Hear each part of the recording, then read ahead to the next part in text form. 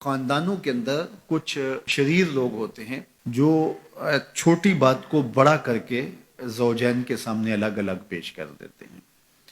تو طبائع کے اختلاف کی وجہ سے، طبی تفاوت کی وجہ سے کوئی اختلاف ہو سکتا ہے، لیکن اس کو اچھال کے بڑا کر کے دونوں کی نظر میں، تو یہ ایسی بدکاری ہوتی ہے جو مختلف خاندانوں کے اندر مختلف طبائع کے لوگوں کا مزاج ہوتا ہے.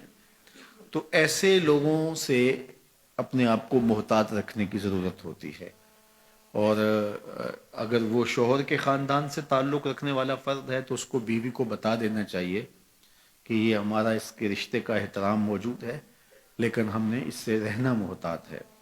اور اگر وہ بیوی کے خاندان کا فرد ہے تو بیوی شوہر کو بتا دے کہ یہ صاحب معزز تو بہت ہیں ہمارے خاندان میں، لیکن ماشاءاللہ شریر بھی بہت ہیں. ان کی مثال اس مکھی کی طرح ہے جو سارے بدن کو چھوڑ کے زخم کی جگہ پہ بیٹھتی ہے. کچھ لوگوں کی مثال ایسی ہوتی ہے، اچھائیاں چھوڑ دیں گے اور وہ وہاں بیٹھیں گے اور وہاں سے جو ہے وہ گندگی لے کے پھر اس کو پھیلائیں گے.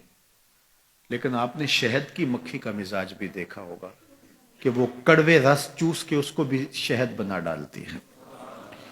تو اس طرح کے لوگ عمومی طور پہ جو ہے وہ خاندانوں کو توڑ دیتے ہیں اور دو لوگوں کے درمیان فساد اور شر کا ذریعہ بنتے ہیں.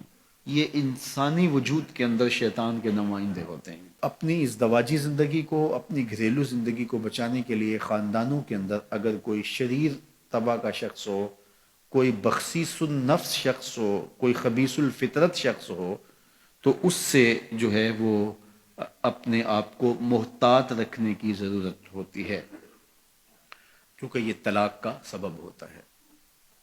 طلاق کا ایک سبب والدین کی بے جا مداخلت بھی ہوتی ہے.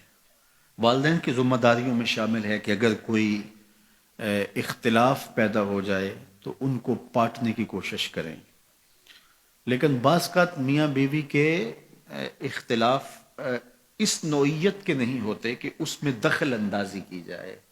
کچھ لڑائیاں پیار کی بھی ہوتی ہیں، کچھ الجھاؤ محبت کے بھی ہوتے ہیں، ایک دوسرے کو نظر انداز کرنے کا گلہ ہوتا ہے. تو یہ وہ باتیں نہیں ہوتی کہ جس کو آپ پرے پنچایت کا موضوع بنائیں اور جس کو آپ جو ہے وہ بحث کے عنوان دیں اور پھر اس پر جو ہے وہ آپ جو ہے وہ اپنا بڑا ہونا ثابت کریں کہ ہم بڑے ہیں اور یہ کیس ہمارے سامنے لاؤ. نہیں، بلکہ یہ پیار کی لڑائی ہے.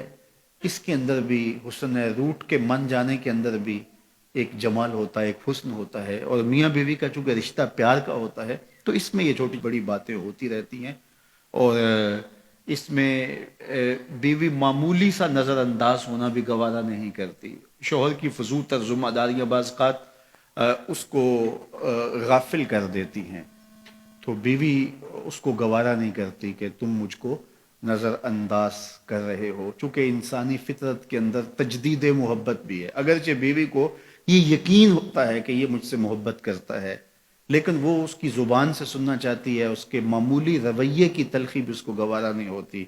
تو یہ ایک فطرت انسانی ہے، اور مرد کو یہ سمجھنا چاہیے کہ عورت سے جو ہے وہ اس کا اظہار کرتا رہے.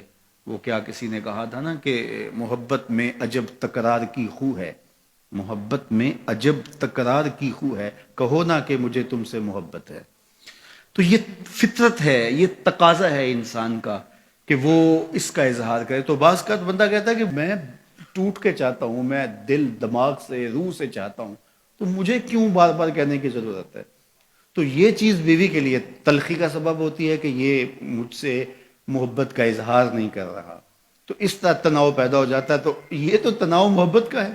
بیوی کو بھی 100% یقین ہے کہ یہ مجھ سے محبت کرتا ہے، اور جو ہے وہ شوہر کو بھی. لیکن یہ اس طرح کے تناؤ کے اندر بعض خاندان کے بڑوں کو پنچ بننے کی بڑی خواہش ہوتی ہے، دھکے سے آگے بیٹھا، ہاں جی آپ کی صلح کروانے ہیں. وہ میاں تم گھر رہو، یہ معاملہ ہمارا ہے، اور یہ مابین زوجین ہے، اور جو مابین زوجین تنازع ہوں ان کو مابین زوجین ہی رہنا چاہیے، ان کو دو خاندانوں کے مابین نہیں آنا چاہیے. اور جب وہ مابین قبائل آتے ہیں تو وہ تماشا بن جاتا ہے، جبکہ وہ لڑائی جو ہے وہ ایک معمولی تھی اور وہ پیار کی لڑائی تھی، وہ کوئی ایسا اختلاف نہیں تھا.